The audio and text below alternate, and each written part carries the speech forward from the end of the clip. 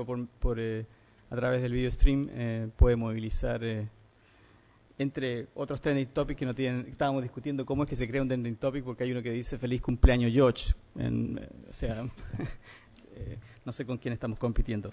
En todo caso, esta es una mesa sobre comunidad online de pacientes, y la primera persona a presentar es Jackie Bender. Ella viene de Toronto. Adelante. Y Jackie es una cientista social en el área de la conducta en salud y está localizada en Toronto. Es una fellow postdoctoral y trabaja fundamentalmente en el área de cáncer con el University Health Network, y es una cientista también con el Centro de Equidad en Salud e Innovación, con ese grupo, y con el Centro de Innovación en Salud, en eSalud Global. Bienvenida, Jackie. Tienes que conectar el... Hola.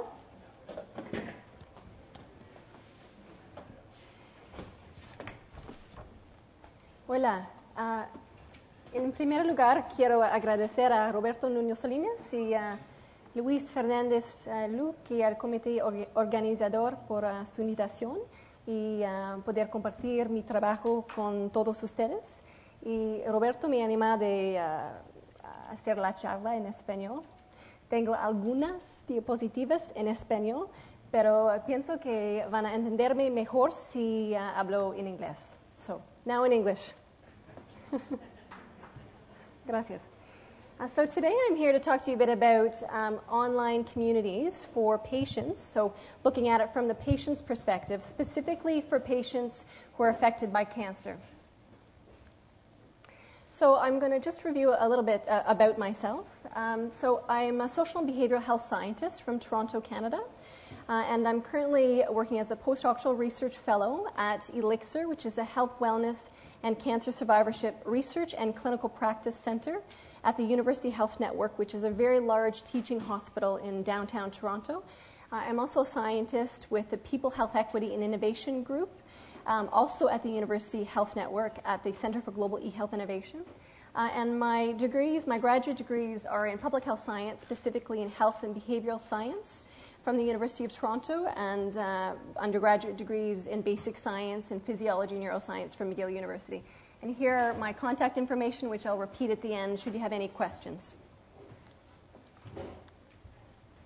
So I'm interested in studying ways in which to improve the health and wellness of people living with chronic conditions using information and communications technologies.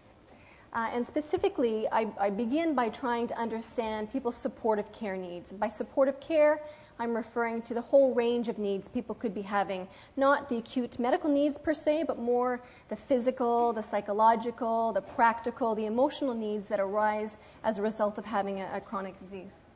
And I'm also particularly interested in examining how people use the internet and participatory technologies such as social media to connect with each other and as a health resource. And I'm also involved in developing and evaluating what I describe as patient-centered self-management support interventions, as well as an interest in patient health professional communication. But today, really, I'm going to focus on online communities for patients, and specifically the use and effects of these online communities. So why cancer?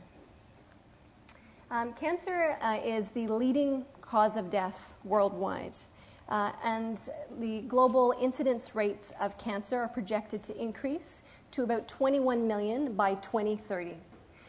Thanks to advances in early detection and treatment, people are living well beyond a cancer diagnosis. And as a result, we have a growing number of cancer survivors, which is currently, the current population of cancer survivors is projected to be about 28 million worldwide.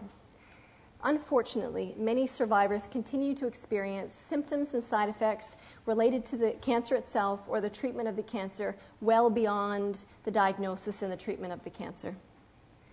And unfortunately, healthcare systems are really not equipped to meet the needs of the growing number of cancer survivors. Cancer has really become a chronic disease, and a number of people are looking to explore how to help people manage the side effects with respect to cancer using chronic disease models. So one approach proposed to address the problem of not being able to meet the growing needs of the growing population of cancer survivors is to look to different sources of support. So peers, family, friends, other cancer survivors are considered to be an important alternate or complement to the support that you receive from healthcare professionals, so an alternate to the traditional healthcare system. And peer support is really seen as a unique type of support. And the things that you get from peers, from that sort of social support, social capital that Dr. Larry Chu was mentioning before, in terms of the functional provisions of these relationships, include information, include that practical help or practical support. It also includes emotional support.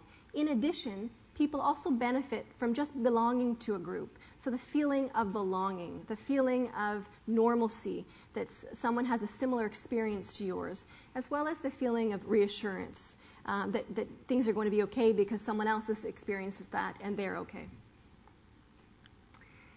So I'm interested in peer support and social support, but particularly peer support and social support on the internet. And as we know, e-health interventions, internet-based peer support interventions, are becoming increasingly popular because of their ability to extend access to these interventions. So while cancer-based peer support interventions that are face-to-face have been showing positive results, they're limited by low participation rates. Not many people can participate because of time, because of mobility, because of other health conditions perhaps, whereas meeting people and connecting with people online is considered to be a more convenient, potentially, method, and that can overcome barriers to clinic-based therapies such as time, mobility, distance, and potentially cost.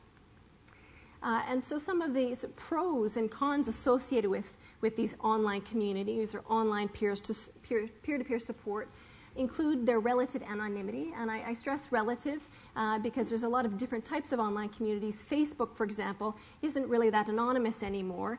There are opportunities to restrict your profile to certain groups, but really it's more sort of a broadcasting sort of profiling resource. Their availability, available 24/7. If you have an issue in the middle of the night and can't connect with a healthcare professional or a local friend, you can reach out to someone on the internet. You have a greater potential to connect with someone who actually has a similar condition as you do. And this is particularly important for people with less common conditions, people with rare diseases. As well, you can connect with people with very different experiences from different parts of the world, and there's a lot of different approaches and different treatments you can learn from participating with people in this context, as well as access. They're much easier to get to and much easier to access. At the same time, there are a number of cons associated with online communities, and it's important to consider these as well. So they lack verbal cues, and as a result, this can result in miscommunications. And there's also concern about, depending on the type of technology or depending on the type of software, slower feedback, which might be frustrating. You might want a response to your question immediately. And online, you may have to wait a little bit for that. Although that's improving, things are really moving a lot more rapidly. Negative posts and deception. There's a word called flaming in English, which means in online communities, which means when you say something that's not necessarily that nice or not necessarily that supportive, and that can cause people to leave an online community. Researchers have found that there's not that much deception in online patient communities, more so in other social resources, but for healthcare purposes, you don't actually see a lot of deception. And the reality is that although internet penetration rates are skyrocketing, not everyone has access, or not everyone has the e-health literacy skills to access and use internet resources on the internet. So what are the benefits? What do we know? What evidence exists about the effects of these sorts of online resources? So most of the research on the effects of online communities comes from online cancer communities, and specifically online communities for breast cancer patients and survivors. So observational studies indicate that these online communities facilitate disclosure of sensitive topics, that they provide a sense of reassurance, a sense of community, a sense of belonging, all of the things that we understand peer support, and social capital can provide. That they importantly reduce feelings of stress and uncertainty. Social support can act in many different ways, one of which is proposed to reduce one's perception of stress and uncertainty around a particular situation. And they also enhance one's knowledge about one's condition, they enhance one's preparedness for the clinical encounter, and they enhance feelings of empowerment. So these are all observational studies of predominantly breast cancer online communities. There are actually randomized controlled trials of online communities for breast cancer survivors. Most of these are professionally moderated online communities. And these studies have demonstrated that professionally moderated online communities can actually effectively reduce feelings of depression and reduce feelings of stress and enhance sense of social support and enhance knowledge. There's one known randomized controlled trial of a non-moderated breast cancer online community. So when I say non-moderated, I mean non-professionally moderated. Perhaps the community is engaging in moderation, but there's no healthcare professional moderator. And this study produced contradictory results. It demonstrated that it led to an increase in distress and actually a reduction in well-being.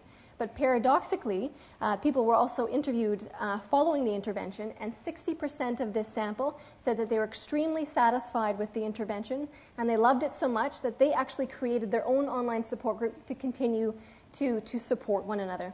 So what this demonstrates is that online communities are not universally beneficial, and also that we may not be asking the right questions to understand the effects, all of the effects on patients and their family and caregivers.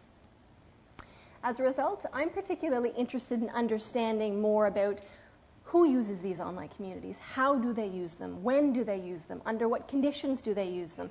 And from my perspective, with a better understanding of people's behavior and how they interact with online communities, we can get a better understanding of what types of online communities are most beneficial or what sorts of things people need in order for them to be beneficial, hence leading to more effective interventions.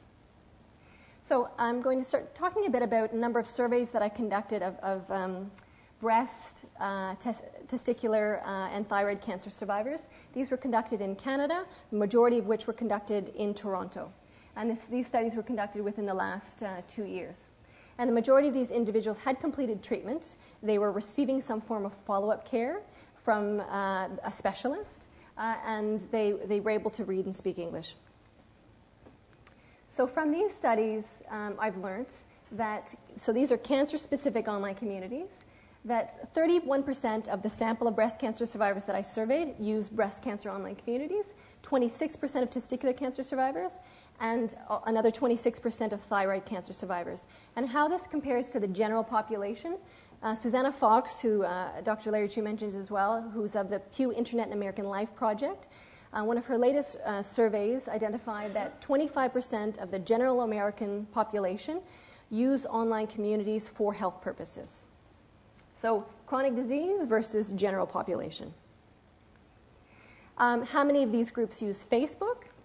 So 43.8% of breast cancer survivors, a little bit more of the thyroid cancer survivors, and a little bit more of the testicular cancer survivors.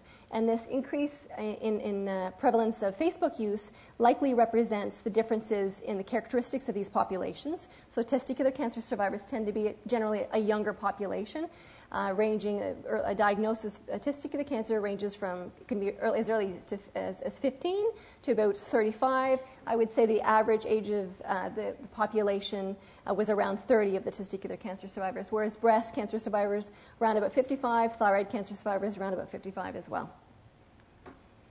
And so I'm also interested in understanding why people don't use online communities, because perhaps there are interventions that we can create to help them use them if they want to. And so interestingly, these surveys have revealed that the main reasons why people don't use online communities is because they don't feel like they have a need to use them, that their needs have been met by other sources, or because they don't understand what they could gain from using an online community. In addition, there's a high lack of awareness of online communities. People don't know that these types of resources exist, where to go to find them. And interestingly, I want to point out that technical reasons for non-use are low. So people are not using online communities because of a lack of knowledge of how to use computers, or a lack of comfort with using the internet, or concerns about internet security, and that's an important finding. So one of the other things that I found was that unmet needs seem to drive use. So in these two particular samples, in this, what I'm showing you right now is some correlations I've done comparing the differences between people who use online communities versus people who don't, compared against various characteristics of themselves.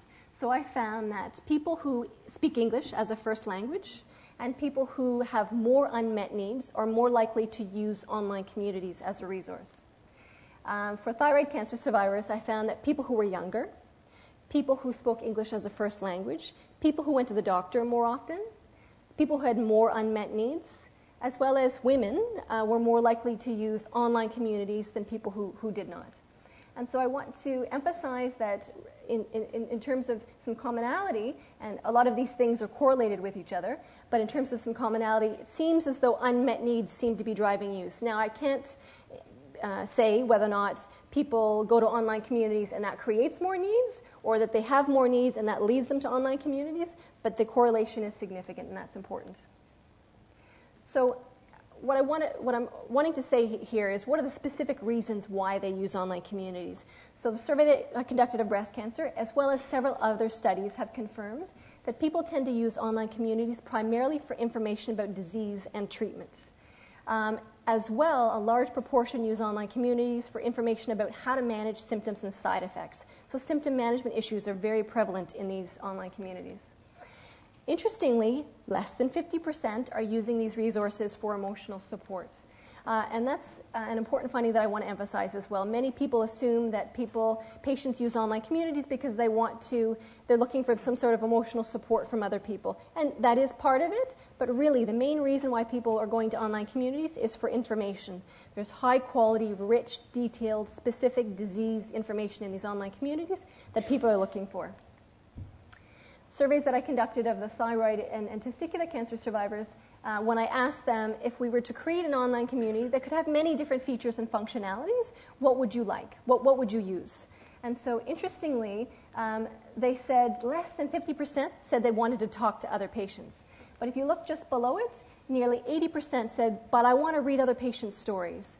And the beauty about online communities is that you can just read other patients' stories. You don't have to post a question if you don't want to. However, the caveat is that online communities survive because of the contributions of other people. So we need people contributing to online communities in order for them to be useful and successful. And again, I want to emphasize that very high percentage wanted to use these online communities to learn about ways to manage symptoms and side effects. And the results for the testicular cancer survivors are very similar. I want to point out another key finding from another study that I conducted with respect to Facebook and how people use Facebook. So I conducted a study of over 620 breast cancer groups on Facebook to try to understand how people were using these as a health resource.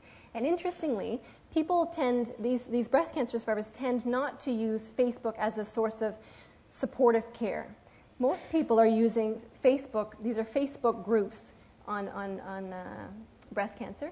Most people are using them to raise funds for breast cancer research, for breast cancer treatment, to raise awareness of breast cancer, to promote a particular product or service that ultimately aims to raise awareness or funds for breast cancer. And a minority, only 7% of 620 groups on Facebook that were dedicated to breast cancer were about social support, peer support, that supportive care. Very interesting finding. A lot of people think that Facebook is a place that many people go for social support. My findings with respect to breast cancer is suggesting that it may not be the best place, that those niche breast cancer online communities might be a better location for them. So in general, under what circumstances are people using online communities? So here I'm trying to get at what are the conditions of use? What's really motivating people? What's happening in their lives that is motivating them to seek support from online communities? And the survey that I did of the breast cancer survivors demonstrated that most people are actually using online communities predominantly during treatment. During treatment, when lots of stress, lots of uncertainty, lots of symptoms and side effects, lots of decision making, confirming previous findings as well. And so this is probably going to be one of the most complicated slides, but I'm going to take you through it. So this is a sort of my conceptual or theoretical framework of why and how people use online communities. So what I'm suggesting is that unmet needs drive use, but that context is really important to consider, as well as specific characteristics of online communities that make them useful. So it seems as though a lot of people are seeking support from online communities primarily for treatments or treatment decision making. Should I have a mastectomy? Should I have a lumpectomy? As well as for symptoms and side effects. So this is an example from a quote from a woman in one of the surveys. I had interviewed several women afterwards. And I'm going to read this out loud. "It was such a wonderful support for me when I was wondering whether I should have surgery or chemotherapy." So unmet needs drive use, but the context is really important. What I've learned from the surveys and the qualitative studies I've done of the breast cancer survivors is that people who have higher anxiety, who have uncertain conditions, perhaps who have a less common condition, perhaps they have a genetically predisposed type of breast cancer, BRCA1 or BRCA2 breast cancer, and they don't know any other people with that particular type of cancer, as well as having inadequate local support, seems to influence use of online communities as well. Another quote demonstrating this. "Before my mastectomy, I started freaking out. I was getting really anxious. So you don't want your post answered 2 weeks later. You want it answered immediately because you were in a moment of need when you did it," emphasizing the high stress, high uncertainty circumstances under which people are using online communities. But whether someone decides to stay at an online community, because there are many different types people could go to, depends on the high quality of personalized, relevant information they contain. Depends on whether or not they're able to find someone who's very similar to them, ideally someone who has completed breast cancer treatment, is on the other side of it and is doing very well, that they're available 24/7 and you can get a response fairly immediately, that they're relatively anonymous, and the low commitment is another important finding. And what that means is people want to be able to go to an online community and get what they need from it and then leave. And then leave without necessarily having to give anything back. Whereas in a face-to-face support group, there's sort of more reciprocity that's expected, that you come to take something, but you have to give back as well. And so that all of these characteristics together enable people to have a greater sense of control, greater sense of empowerment over their condition and over their use of health resources. So this quote exemplifies that. So it's a different kind of information. It's more supportive, more personalized. Doctors don't tell you everything. And support groups are about the emotional stuff. So I'm nearing to my conclusion. So online communities seem to have, in some cases, the potential to fill some gaps in healthcare services because they seem to offer a unique and different source of support for certain people. And this quote is a good example of that as well.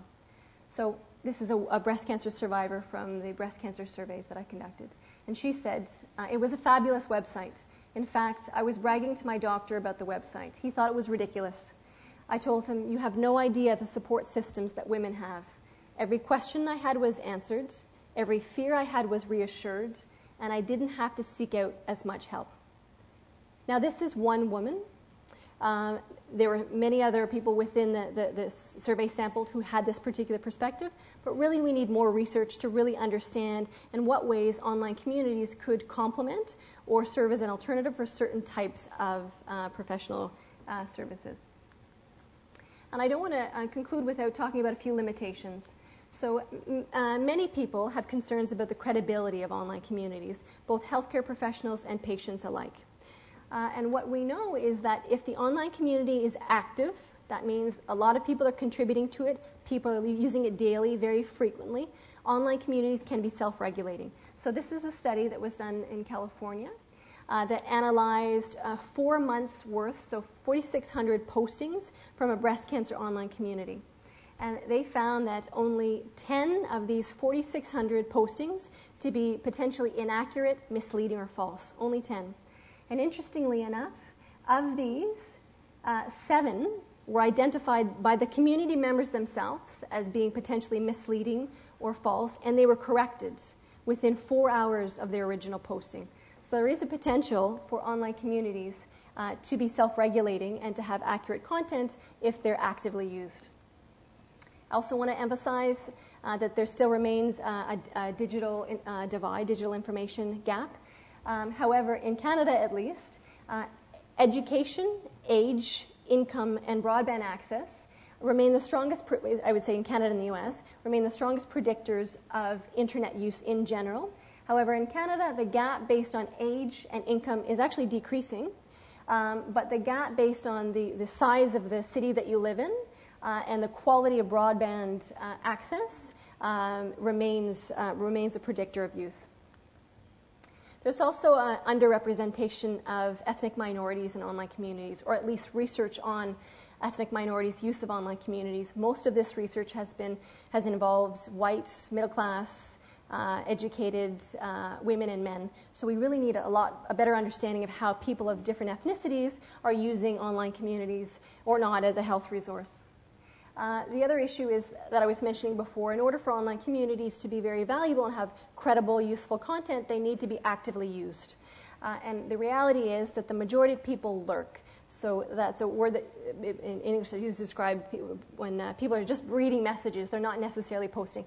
A lot of people don't actually like the term lurk. They find it offensive. They think that there should be nothing wrong with just reading. But that was the term that was initially used when people started to study this area. And actually only 9% of people actually contribute content, but actually only 1% of the population are the heavy contributors. And this reflects how people contribute to Wikipedia as well. Most people read, a handful of people actually contribute content infrequently, but then there's that 1% of the consistent Wikipedia contributors that are generating the majority of information on Wikipedia. So in summary, it seems like the use of online communities as a health resource are not a mainstream activity yet. We're talking about a quarter of the population of people with health conditions that are using, at least in cancer, that are using online communities. And these studies have demonstrated that the reasons why people do not use online communities are primarily because of a lack of perceived need and a lack of awareness, not predominantly for technical reasons. And also that unmet needs seem to drive use, which may be an important finding with respect to identifying gaps in healthcare service provision. And that it seems that people tend to use online communities primarily as a source of informational support, more so than emotional support. And there's a lot of emphasis around treatment decision-making and symptom management.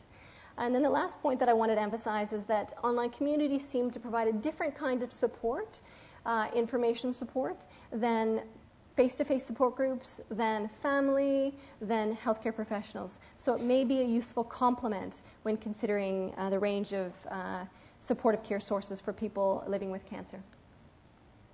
And then I'd just like to thank all of the people that I work with. My doctoral work was conducted with Dr. Alex Haddad at the Center for Global E-Health Innovation. Some of these studies are from my doctoral work. And my postdoctoral fellowship is at Elixir with Dr. Pamela Catton, David Wilger, Laurie Ferris, and Joel Katz are my committee members. And I'd like to thank Carolina Jimenez Marroquin and Noor Alcazaz for assisting with the research as well. And that's it. Gracias.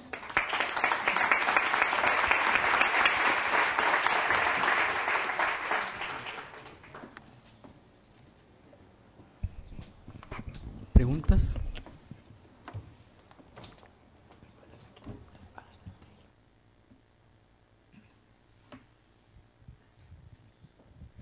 Luis.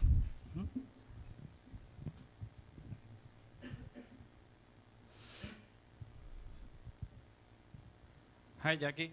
I have a question. Have you made any study or have you read anything about the differences between the different type of communities? It's not the same to have online community based on video than text or like microblogging. Do you know anything about that, or do you feel it will be the same? Or in terms of the,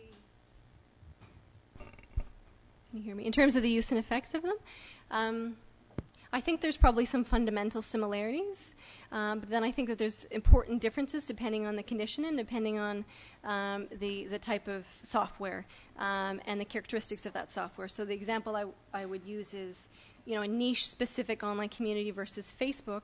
Facebook is seen as much more popular, much more widely used, much less anonymous. And so if you have a particular health condition that has some stigma associated with it, that you may not want to use a resource like Facebook to seek support for that. You may prefer to use sort of a niche-specific online communities, even though the niche online communities are still not really anonymous. They're still sort of semi-anonymous. But there's not a lot of work right now examining Twitter as a supportive care resource, more using sort of microblogs as info surveillance and trending.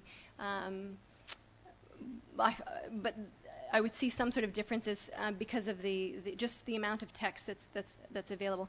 And I'm not aware of a ton of studies that examined YouTube as a source of sort of peer support, supportive care. But think that would be really interesting to explore both the video component as well as the comments that ensue. You do a lot of work on YouTube. You should consider doing something. We could do that together.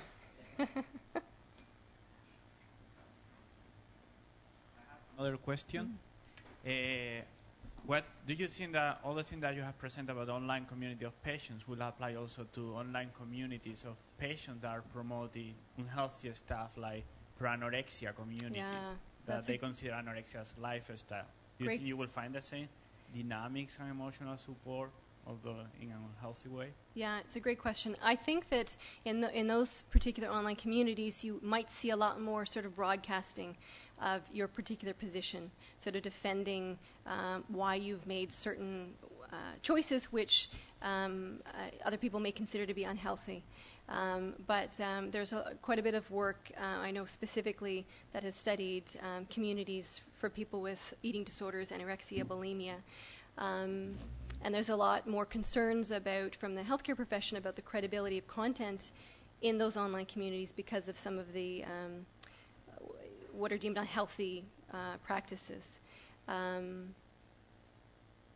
But I would expect that you would still see some of the sort of informational and emotional support being exchanged, but more sort of as well as promoting one's particular decision, which you do see in other types of health online communities, such as birthing communities. I've done work in birthing communities, and that you do see a lot of use of that as an opportunity to say, this is a decision I've chosen, this is why I've chosen it, because there's many different decisions you can choose when confronted with a health condition. Una última pregunta, mientras conectamos el siguiente computador. ¿Quién va a venir a ayudarte a conectarlo? ¿No?